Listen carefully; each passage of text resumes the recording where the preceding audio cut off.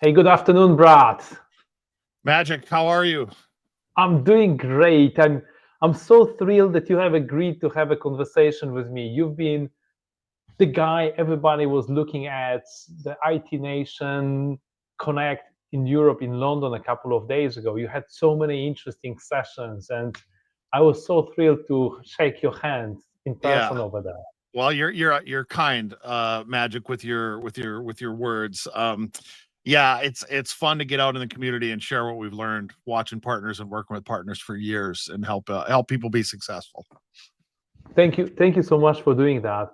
You were the first person that I actually have met at the IT Nation Europe from the presenters, because you had this excellent workshop on the MSP foundations. Hmm. And as much as I loved this presentation and the workshop and the discussions, I had this kind of a I had this kind of a little gap. I was missing something, and I wanted to ask you a bunch of questions, because the presentation was extremely good with regards to the MSP journey. But I wanted to ask, what about the resellers? Could we kind of Yeah. apply some of those ideas and some of those best practices and thoughts on how the resellers should be transitioning into the MSP model? Yeah. Yeah. It's you mentioned that, Magic, and a lot of what we present comes from helping people that are already MSPs figure out how to become better MSPs. But if you back up, my story even was, I was a technical person in the late 80s, early 90s, working for a company that really, I mean, back then everybody was a VAR, like, because you sold product and that's where you made money, and you would give away the service. You would happily ship a guy like me along with a bunch of computers and equipment, and I'd be free because you're happy that they're paying a premium for this hardware and product that they got. And It then was the service was part of a deal, part of the cost of building a solution for the customer, right? it was just it was sort of an add-on, we need people that can do it, but the focus and the mental part of what we're selling is a big pile of hardware or software or servers or networking equipment. And it was just a necessity to have somebody like me who knew how to go, help them deliver it and set it up and turn the stuff on, and then let's go sell some more. Right? And then That's you what everybody was. and then you broke free from this world. You techie guy Yeah. decided, no, I'm not going to be the cost for the organization. I'm going to be the profit center. I'm Yeah, well, valuable. yeah, what happened with us, Magic, was we primarily sold PCs, and the bottom fell out of the PC market. Like, you used to sell a PC for $5,000 and it cost you 2,000, and you made, $3,000 on every PC that you sold, and you'd sell 20 of them or 30 of them or 100 of them. And of course you'll send a person with to help, like, make sure that stuff gets set up. But then the bottom fell out of that market, and all of a sudden a $2,000 PC, they wanted to buy it for $2,050 instead of $5,000, and now you're making $50 a PC. We can't send Brad anymore to go set that up. And what we had to do is figure out, how do we sort of condition our clients that we were used to selling to want to see the value in, actually, it's the service work that we're doing that is the most valuable part of what we're providing. And it's a tough transition to make. And you said it during the presentation. I remember it distinctively. You said the first $1 million in services is the most difficult, right? This is, It is, like yeah. making this first $1 million of revenue in services is where a lot of, companies, not only resellers, but also MSP struggle. Yeah, it is. And if I continue sort of our journey, we had to transition from the VAR to, now we got to sell services.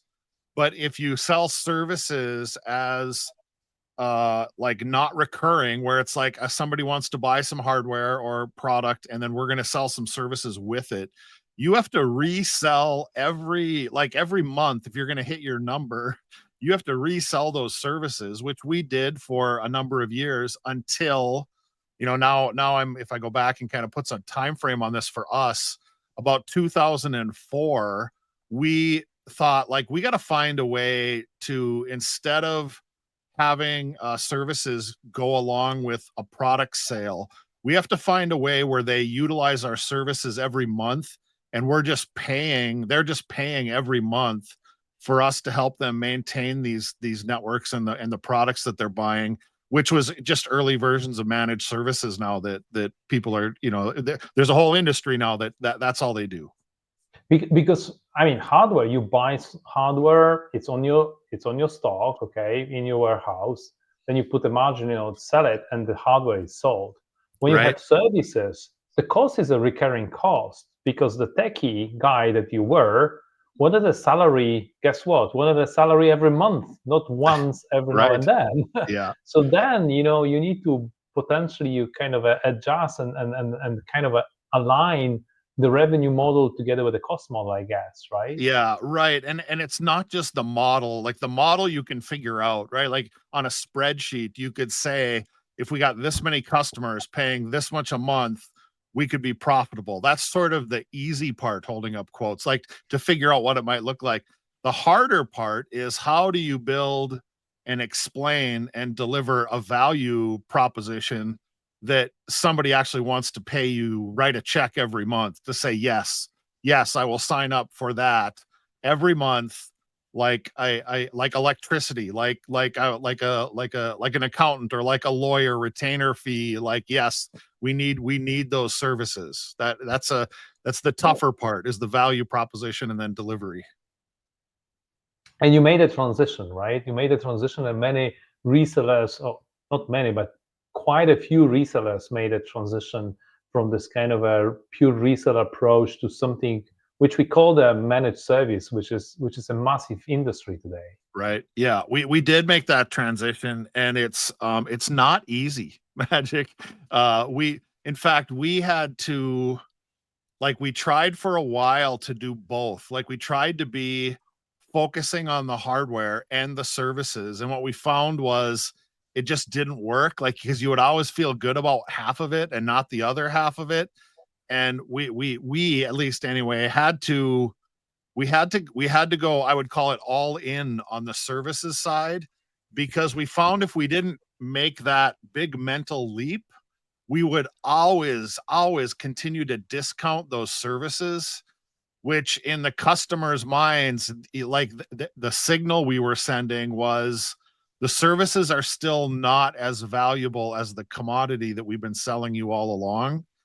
And as soon as you put in their mind that those services aren't valuable, then they want to continue to discount the services like all the time. They want you to give them away.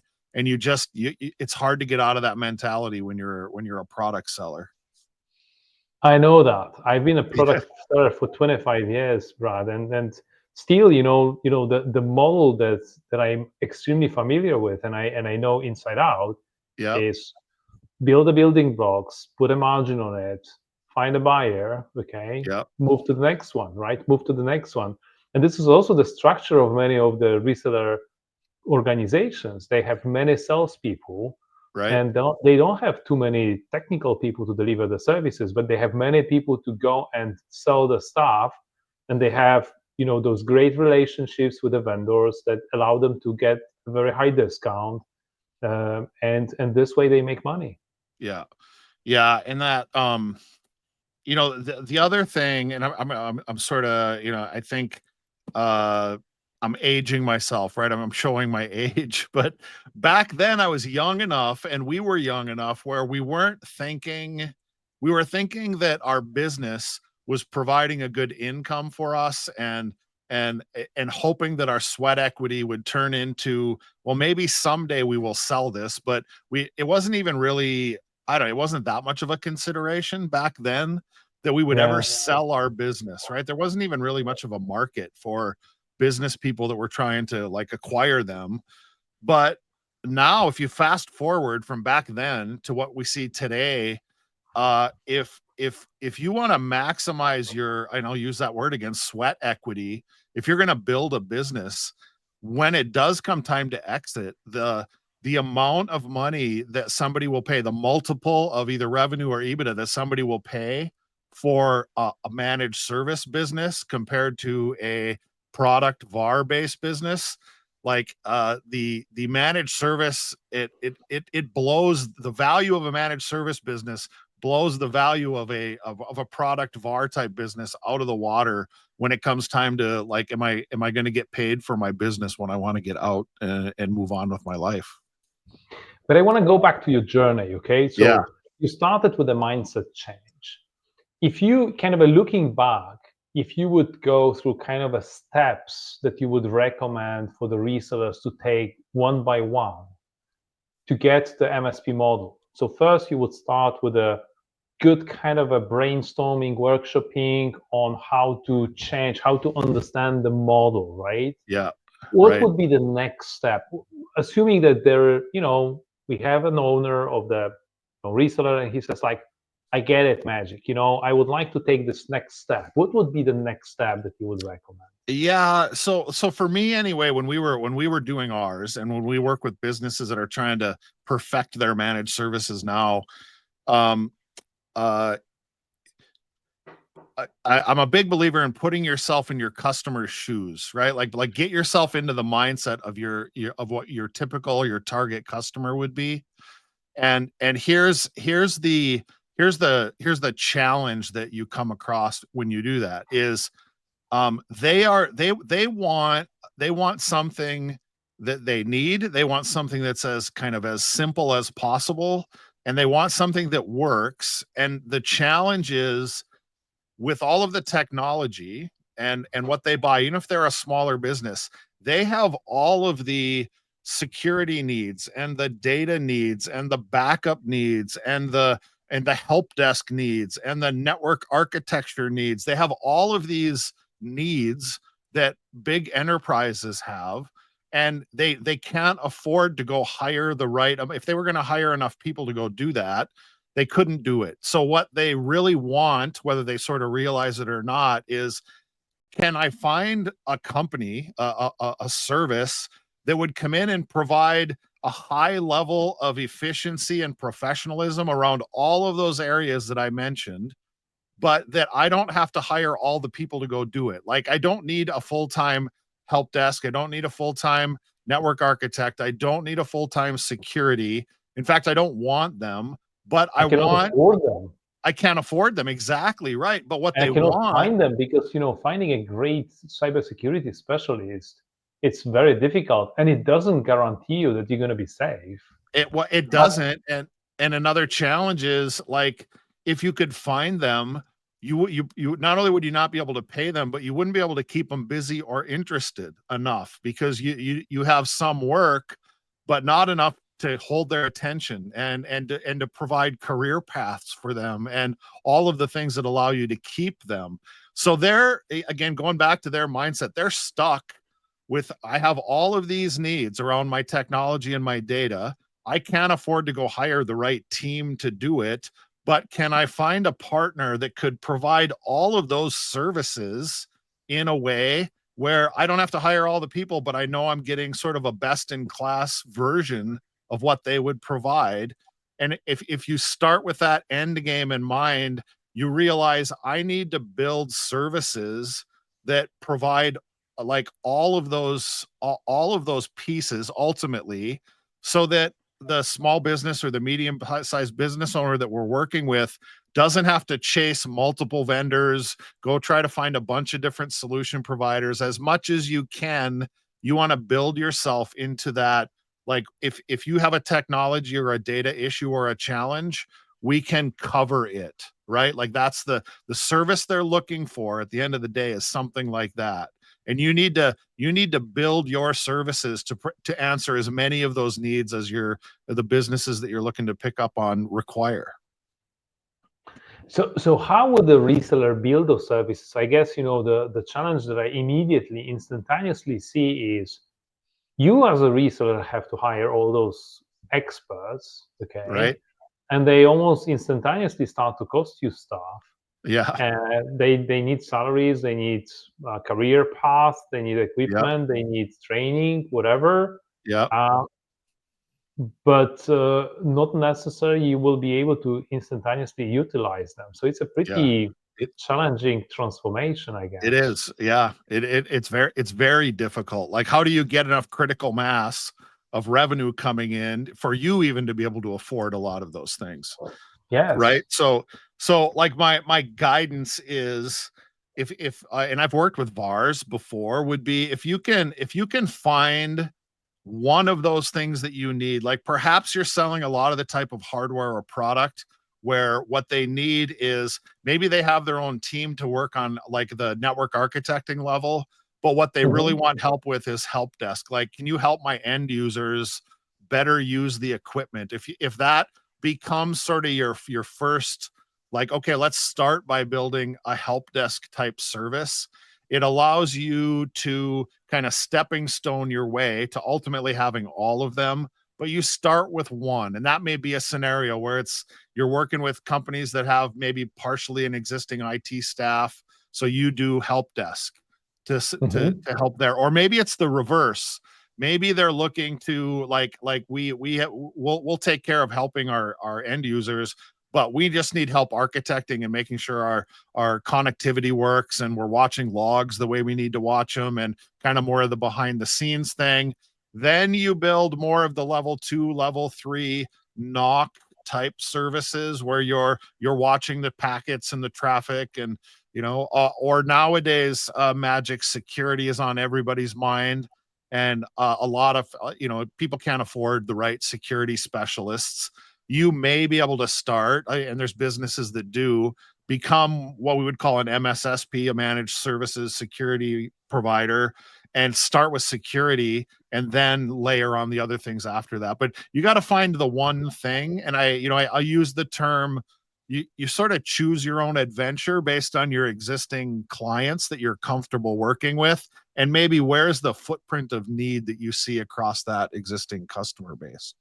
Okay. So always start with the customer in mind, I Yeah, should say, right. right? Yep. But you know what?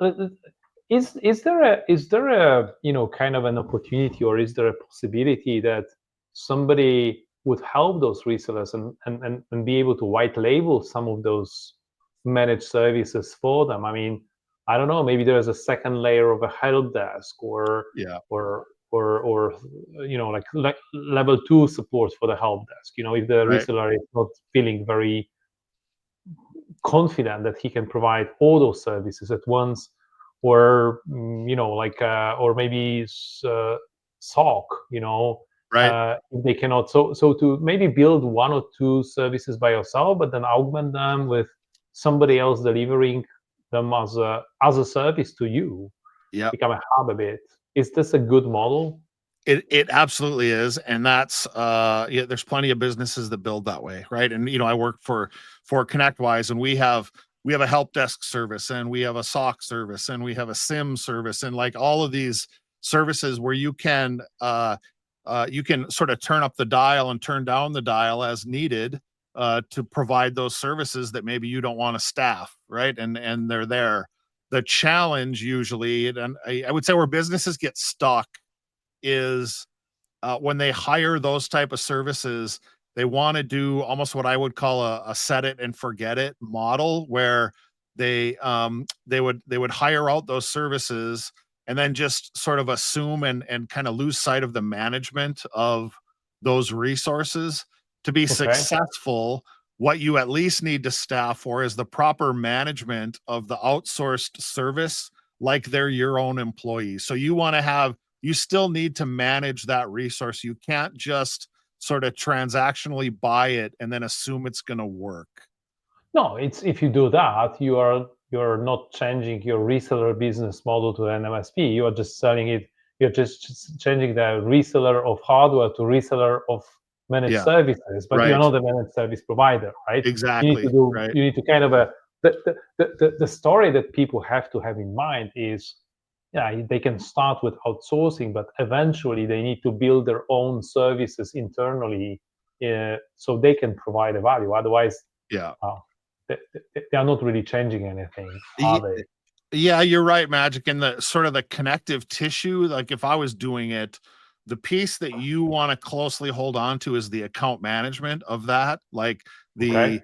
the right, the are you happy with the service we're providing? Do you need more? Do you need less? Where is your business going? That conversation about are we continually providing the business value you need to grow your business? That's the relationship piece that makes this sticky. Otherwise, again, it's fairly easy maybe to unplug you and plug somebody else in. But if you become important to them from a strategic and a consulting perspective, it becomes very difficult for them, and they wouldn't want to, because you understand their business and you can make sure that you're providing the value that they need. Now, this is effectively you are becoming a part of the business, right? Right. You are the kind of a advisor also how to potentially change their business or improve their business, their operations, which is, I guess, stickier. And this is where this kind of a this nice margins come from, right? It is, yeah, yeah. In fact, most of the people that are more mature MSPs they'd call that a vCIO service, like a virtual certified information officer service, Oh. which is it's a good title and it's good to brand things that way. But the idea is you want to have a seat at the table when they're making sort of strategic and financial decisions around technology and data, because again, a lot of businesses, they know they need that function, but they don't want to, nor can they afford to go hire that level of thinking inside their business. So again, you can provide that CIO, CTO type service as Hmm. part of your managed services, right? Like a fractional C-level, almost executive service. You can enter their business at that level, and then you're very sticky, because you're a part of their strategy conversations. Awesome, awesome. Um, uh, so again, I'm going to go back to the maybe to the this foundational workshop. I was really intrigued by this 1 million, hard to make the first 1 million, and the Yeah, 12 best practices that you have provided to the MSPs in the room. right. Uh, any of those 12 would be still applicable to the resellers? Any Yeah, particular ones that you, maybe 12 is too many? I don't know. yeah, 12 is a lot, right? But yeah, there's a few, and we've touched on one, and the first one really is, like, I call it the rule of 78, but what that teaches is the concept of, you can do services, but you have to keep reselling them. If you can somehow bundle it into something that they continually pay for instead of ad hoc, then not only does it add value to your business, but you don't have to start from zero every month on generating revenue, right? Like that the fastest way to go to $1 million is to get as many people as you can sending you checks every month, like, so that you don't have to start from zero every month to try to hit your number, right? Like that whole concept is very important. But the other things are, like, I would call it a minimum baseline set of tools and processes that you need to be able to deliver, right? Like and your first million, you're gonna need like a PSA, we call it a professional services automation tool, like a ticketing and tracking and time tracking and documentation of the type of work you're doing. Like, you need a piece of software. Spreadsheets are not going to work. Like, spreadsheets may Hold get on. you. Yeah. When you say ticketing, means, what does it mean? Like ticketing. Yeah, ticketing. So if somebody calls because they need help, right? Like, they're looking at you as you're providing IT services, and they're like, "Hey, Brad, I need help with this." You need a way to be able to, like, document that. And back in the day, before when I first got started, that started as we literally would write it on a ticket. That's why it was called ticketing, right? Ah, A piece of paper with, like, with a carbon on it, and if you wrote in one, it would create 3 copies, and 1 copy would go to the customer, and 1 copy would go to billing, and 1 copy was for your files, right? That was the ticket, right? That's why it's called ticketing. So you would write down what you're going to do on that ticket, and you would keep track of what your work was on paper, a paper ticket. Gotcha. So Gotcha. then you went to spreadsheets, which was better because now at least it's electronic, right? Like we don't have to track paper anymore. But spreadsheets are fairly one-dimensional, fairly limited on what you can do. So there are now, it created a whole industry, and ConnectWise was sort of one of the first that created a purpose-built ticketing software called PSA Okay.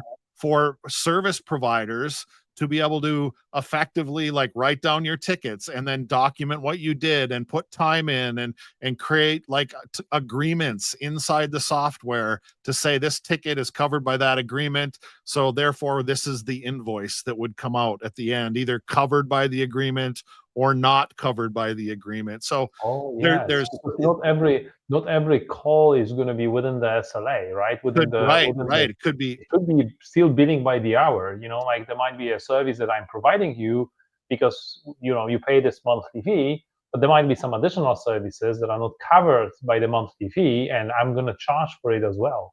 correct. Or if you're bringing on a new customer, like one of the popular ways to do that would be, we will start by coming in and doing a project with you or fix a problem that you have where we don't have an agreement yet, other than you're going to pay me by the hour to come in and do some work. And then you're hoping that that work will then turn into a managed service agreement where you could do that work continually.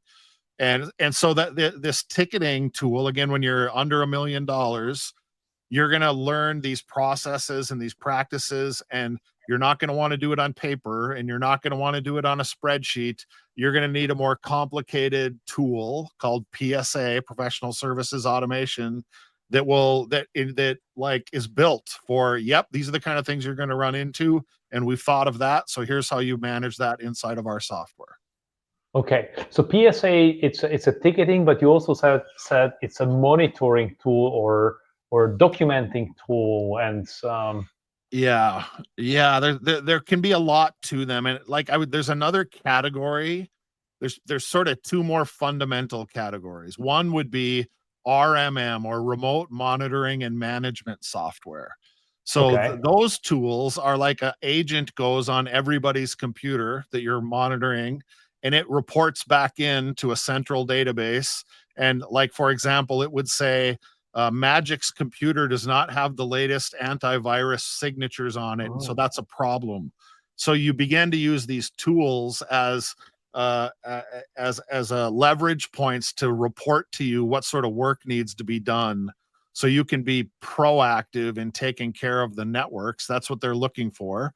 And it, like, if maybe your drive is about to fill up and you want to be alerted so you can go fix that problem before their system crashes because their drive is going to become full, right? Like, that's an RMM piece of software. Now, right now in our industry, those two, the PSA function and the RMM function, they're sort of merging into one type of solution right now, but you need those 2 functions. The last function you need is like some kind of a quoting into an agreement tracking system, so you can begin to track the sales side of things, where it would be, here's what we're talking to them about, this is the type of service we want to provide, and then when they sign off on yes, we want that, it sort of automates into becoming the agreement.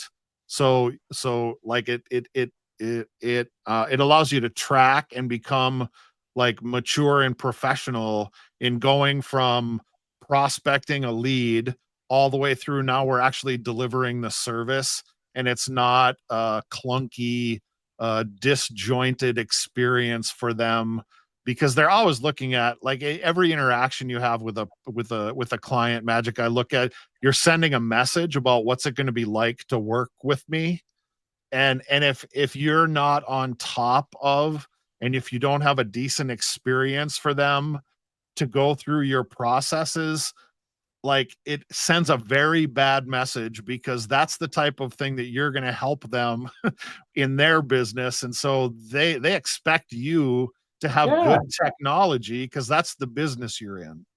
yeah. If you are messy, how are you going to be organized in my backyard, right? Right, If your exactly. backyard is messy. Oh, Yeah, I can understand that. So you're basically saying, hey, first build your services. No, first you shift your mindset, okay? Then start building your services portfolio or some kind of an offering portfolio.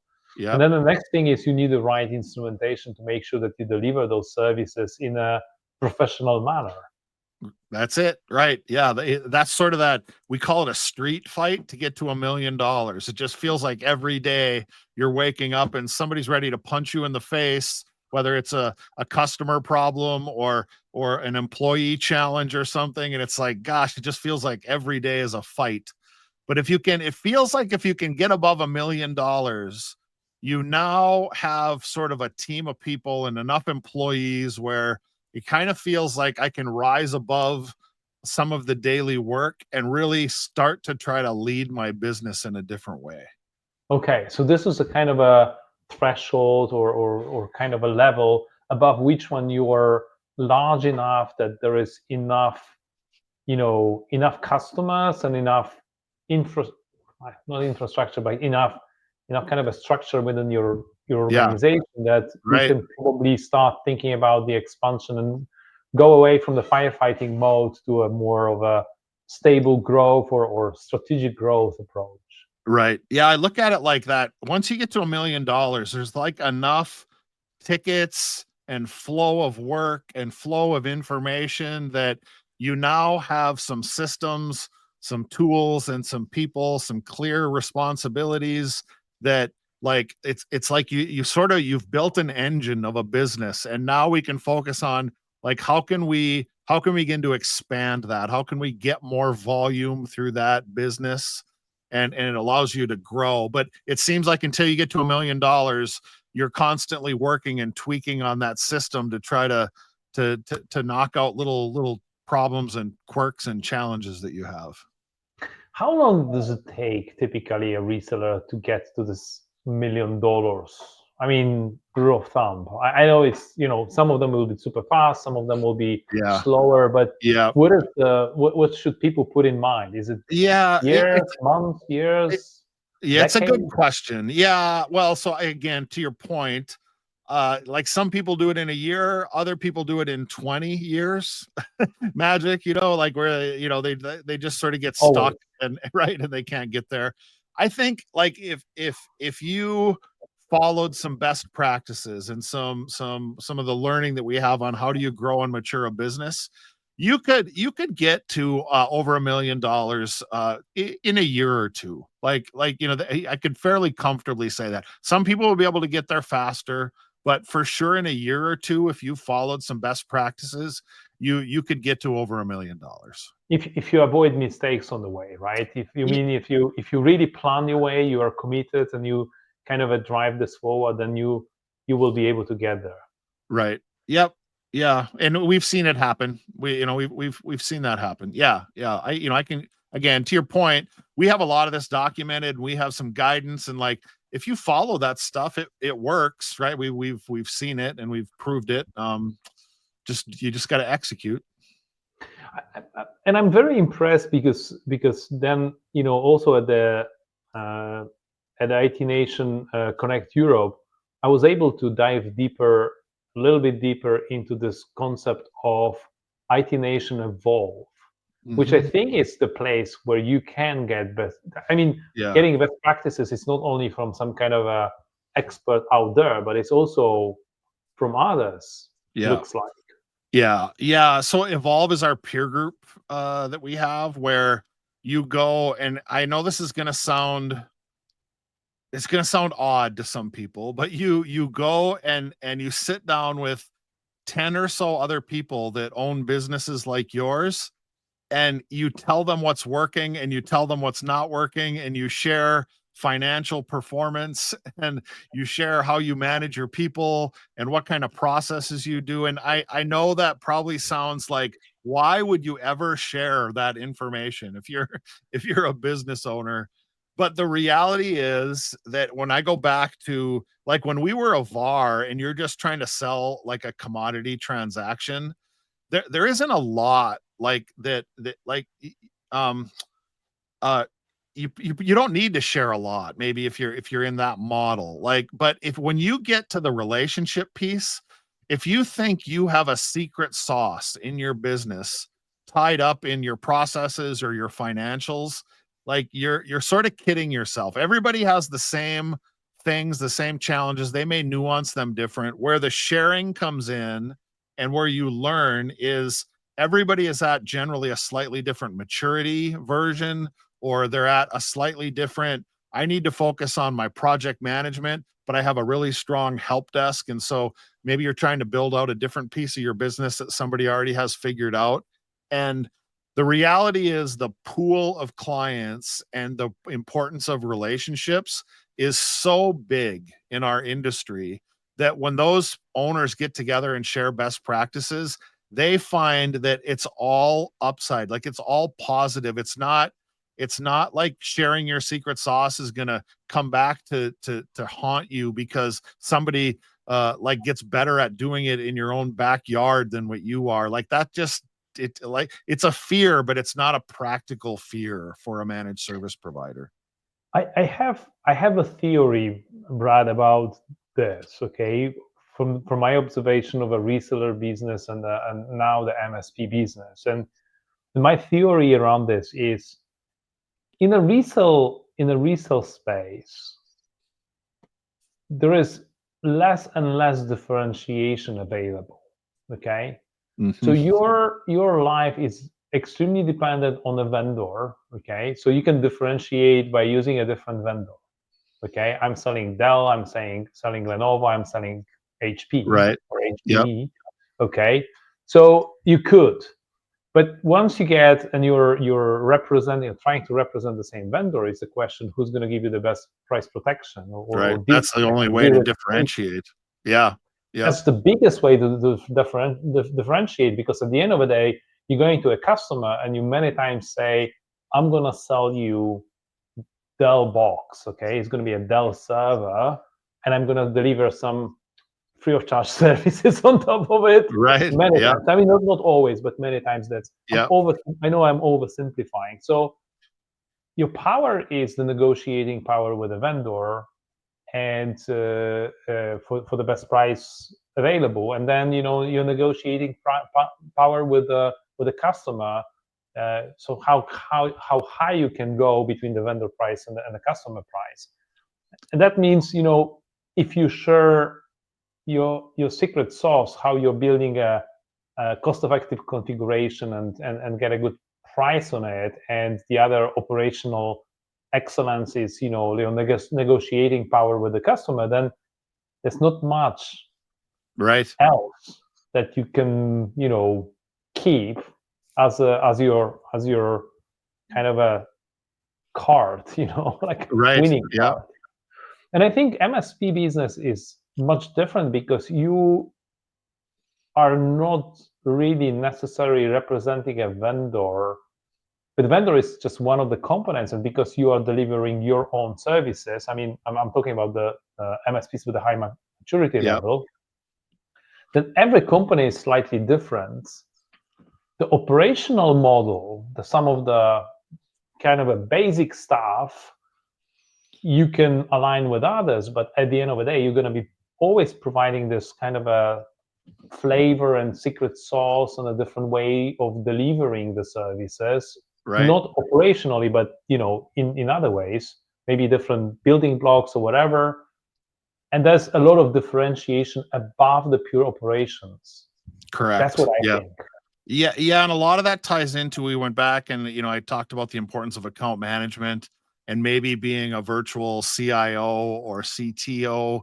Like those things you earn over time through trust and building a relationship. Like going to a peer group and sharing how you do that like doesn't interfere with the uniqueness that you have and the value that you have tightly locked up with your customer base. Like you're not giving that away. You're not putting that in jeopardy. And so you can go and talk about what are other people doing that maybe we should be doing that we're not, or or more importantly, from the financial benchmarking standpoint, maybe you're afraid to raise your prices because you think your client base just can't afford it. But you go and you learn that most of the industry is charging more, and so you get more confidence that you can charge more, or approach it a Yeah. different way. There's a No, ton of value in that. yes, and I think on the flip side, how you build your services and your processes into your customer processes, how much knowledge about the customer you have, and how you can turn it into your advantage. It's not very easy to replace Yeah, by a new guy, and it's not going to be easy to replace just because the other guy is going to show up with a yeah, 2% lower price, right? right. It's That's not the discussion point in doing business with the customer, and that's why maybe MSPs are more willing to share Yeah, their inner operational right. stuff. Yep. Yeah, I Really. think there's something to that magic. And the other area where we find it is like before we got on this, you talked about how you're a fairly aggressive, you're going to keep moving guy, you're decisive, you're going to move forward. Well, some business owners, they spend more time. They're not as sure, they're not as comfortable with risk as you are. And if you can go talk with 8 or 9 other people that have contemplated the same thing, if you see enough examples of where it's worked, you can begin to make decisions much more faster, more confidently, and you can grow your business like quite a bit quicker than if you're on your own and you have to kind of randomly run into a person at a conference in the hallway that has the same challenges you do. The peer group puts those people together and we make them talk and learn from each other. And it's a very powerful tool. So on this peer group concept, like kind of lifting each other and learning from the best practices, with some guidance. I mean, people just don't meet on their own. I think you Yep. guys are, and this comes. I understand this whole concept comes from Arlin's HTG concept Yep. back in the day Yep. that he's so famous for. So Yep. hats off to the Yep. to the Yep. father of Hats the off to Arlen and the power of the HTG. Right. I was one of the partners in HTG going back in the day. So when you say that, I lived the journey. But I appreciate the best practice sharing, but I really liked one more concept that you shared during the foundation workshop, which was the curve jumping exercise. So Yeah. you said like, don't jump the curve, don't jump the Yeah. curve, and I was like, Right. what is he talking about? Yeah. And then when I understood that concept, I mean, please explain it again. It's such an interesting concept. Yeah, it's really like if you can picture a life cycle, right? Which is really a curve that comes up and then it drops down. And an example, like everything has a beginning. It has a time where you're figuring it out and you're reaping the rewards of a really good idea or a business, but eventually it will start to decline and then eventually it will tank, right? Like that's a typical life cycle. The example I usually give from a business perspective is Blockbuster, where they rented movies and they worked their way up to the top of the curve and were super successful, but they never saw the fact that streaming was coming and that the format was going to change, and they rode the curve they were on and milked it for a lot of money, but they missed jumping to a different curve or a different way of delivering whatever service they were providing, and the world passed them by quick and they declined and tanked fairly fast.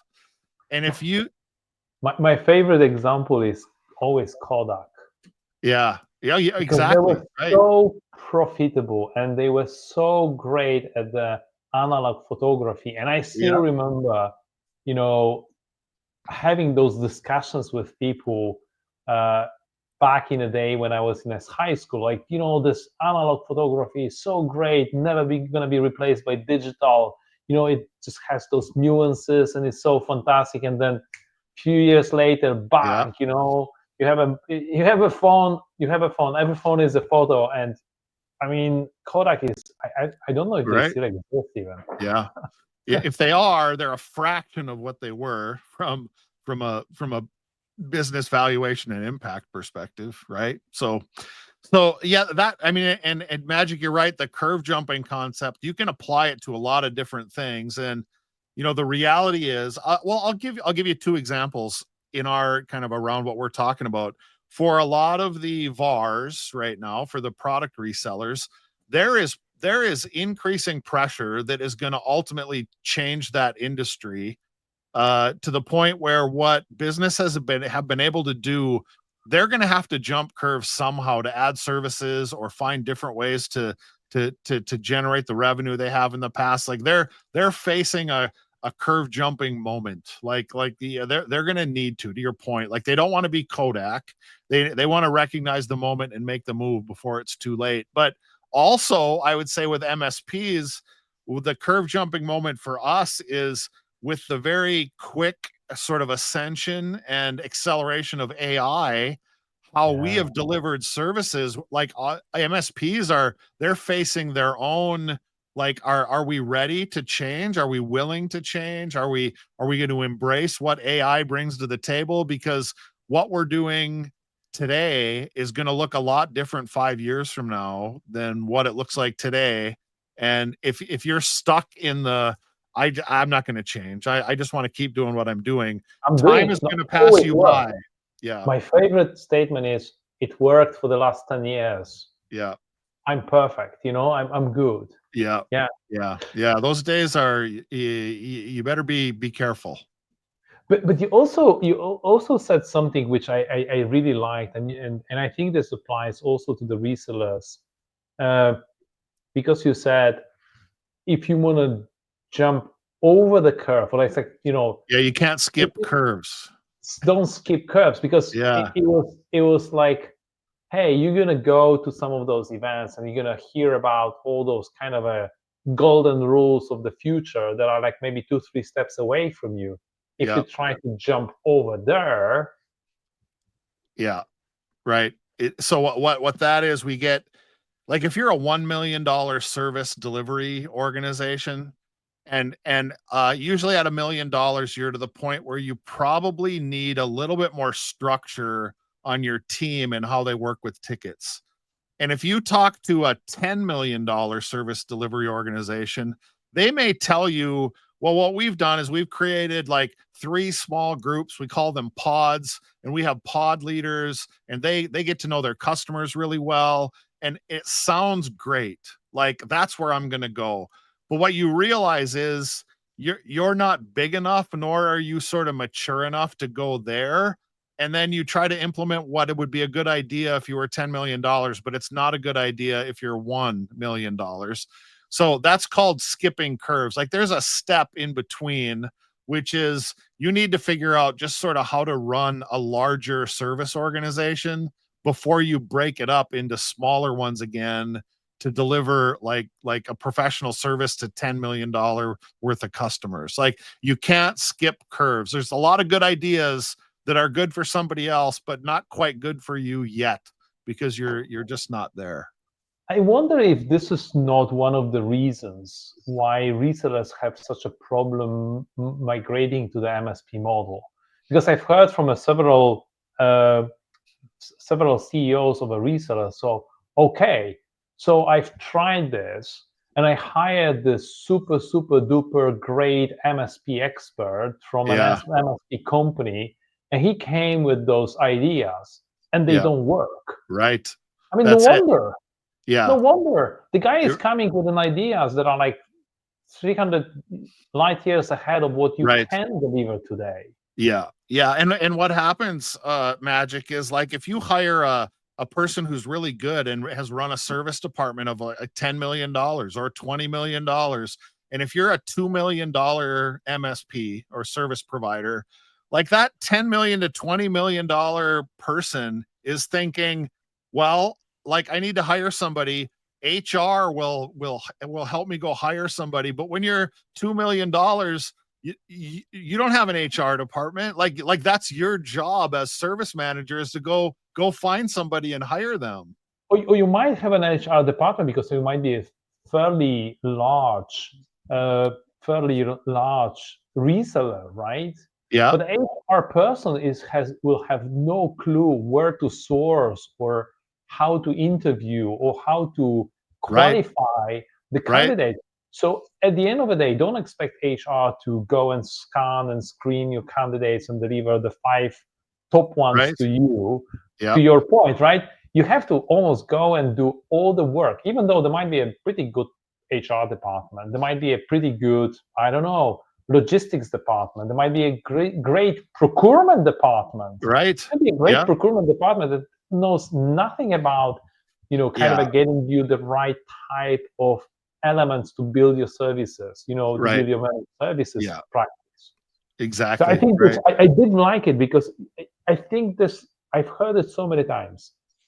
I bought an MSP and it's not working. Of course, it's not working because the gap is too big, and those guys Mhm. don't understand even your reseller business how to do the transformation.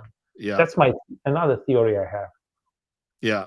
Yeah. Well, when I've seen VARs and then they buy MSPs and then they try to cross sell, they don't realize sort of the experience shock they're providing their customers with.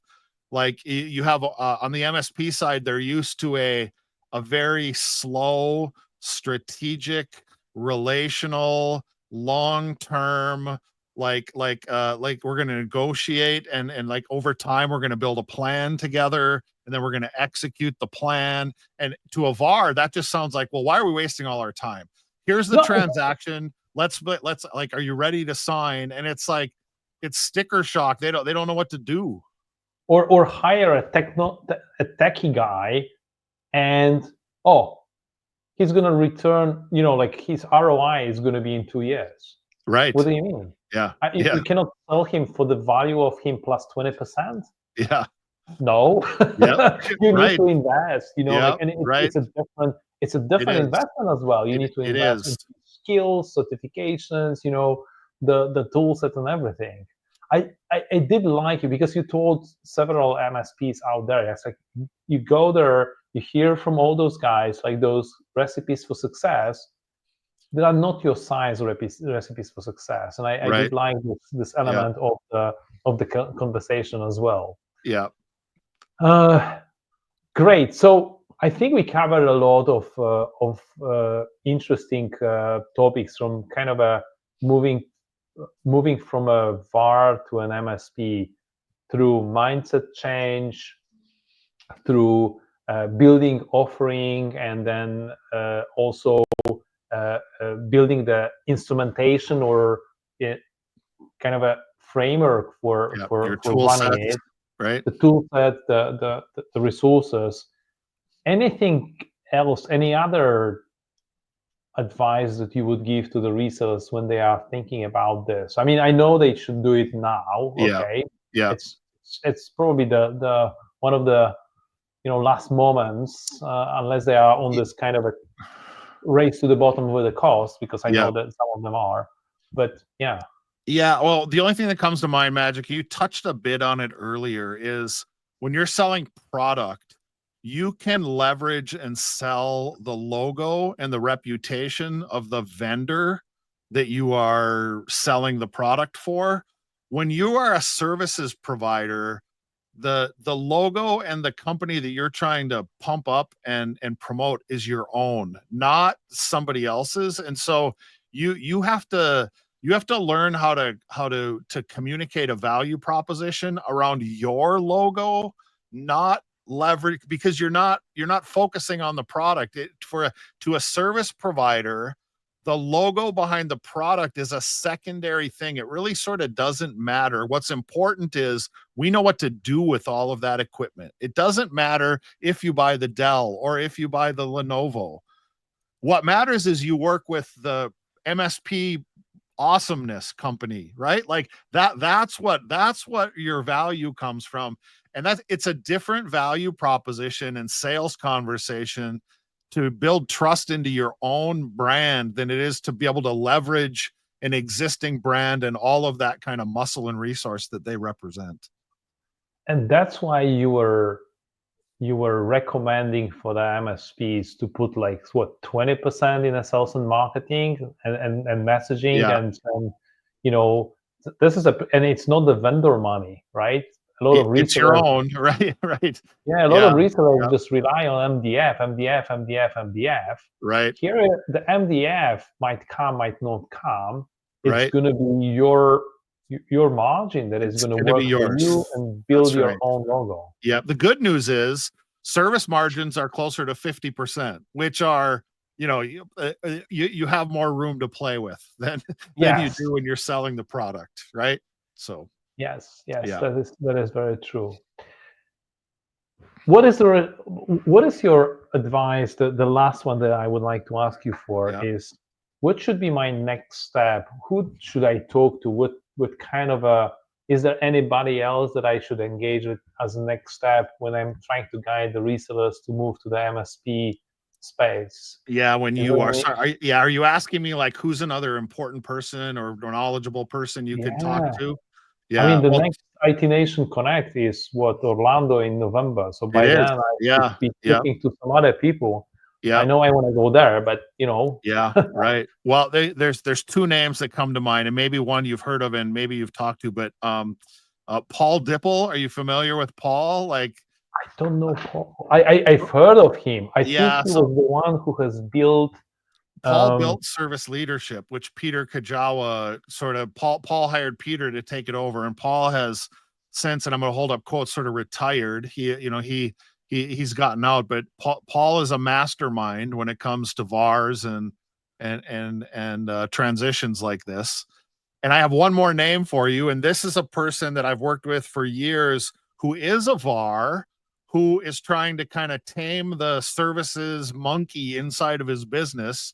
And so if you're interested in talking to a very thoughtful, articulate owner who is walking this journey and trying to figure out how do I do this and keep my company, keep my arms around my company, there's a gentleman named Tim Aguilar that I would point you to, who, if he's willing to sit down and talk to you, I think he'd be fascinating for you to have a conversation with. please do the introductions, Brad. Yeah. Please do the introductions, and I'm gonna call them and set up some time next week or the week after Yeah. to discuss the journey, because it's a difficult, as you said, it's a difficult, extremely rewarding journey. Whoever I Yeah. talk to from the resellers that made the transformation, they are extremely happy with the outcomes. Yeah. Yeah. Yeah. Thank Magic you and so fun. much. Good stuff. Yeah. I like talking about this stuff. So, I appreciate you having me on. Thank you so much, Brad, and I'll keep pestering you for advice, maybe for another video in a couple of weeks, All okay? right. Couple of Sounds months. good, Magic. Yeah. Okay. Thank you. All right. Thank you.